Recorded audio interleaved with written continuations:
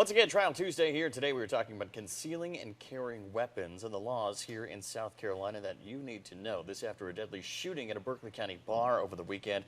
David Aylor, a guy who always hits his mark when it comes to the courtroom, weighs in right now with us. So, Attorney David Aylor, please tell us a little about this case. Give us the background and what people need to know about if they're going to choose to carry a weapon on them.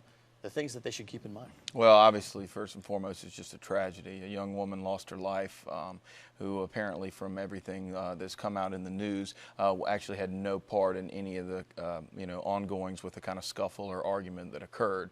And this actually occurred, from the way I understand it, the shooting actually was outside of the bar, into the facility, and it was completely unrelated to her. And so obviously at some point you would have to assume the individual is alleged to have shot into the bar was breaking the law by taking that gun into the actual bar restaurant. Now, 3 people have already been charged in connection with this crime. 2 men and a woman. 2 people have obstruction of justice charges, and then the one suspect now facing a murder charge. So obviously, if you're going to take that concealed weapon permit test and get that licensure, are you allowed to walk into a bar like that? No, you're not. They've looked at some legislature here in South Carolina to change certain aspects of that, but that has not gone through at this point.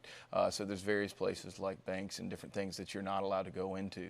So, and obviously one of the reasons a lot of opponents of, it being able to be legal would be a situation like this. Here you have obviously something that got out of control with inside the bar. From what I understand, the person was then asked to leave or was pushed out due to some sort of scuffle and then turned back and fired into the bar.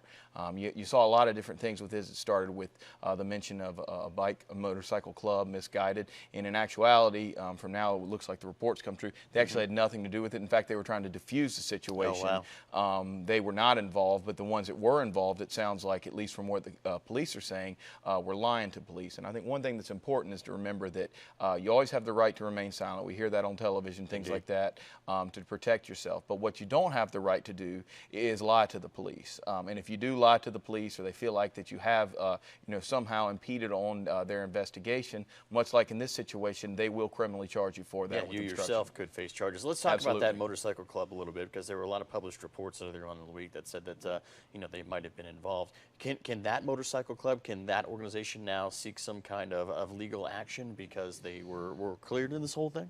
Well, it's a situation that's unfortunate with the news, and working within the industry, everything is very much a knee-jerk reaction just because of the competition with social media and things like that. And unfortunately, a lot of local motorcycle clubs, which are nothing more than really social clubs that ride bikes, get bad reputations compared to other organizations people have heard about with criminal activity. Here's a situation where members of this club, which is not a secretive club, they're published members of this club, were actually trying to stop the situation, and then ultimately got sort of caught up in the mix. From a press standpoint, from a publicity standpoint, it looks as if this was some sort of biker war. It had absolutely nothing to do with the club. So it's unfortunate that happens. Whether there be a legal remedy, you'd have to look to what level of that reporting was done. And I don't think any organization has since, continued to report that once more the facts have come out. Sure. Let's talk about that obstruction of justice charge. It seems like such a vague term right now. Those 2 people that were arrested in connection with this case now facing obstruction of justice.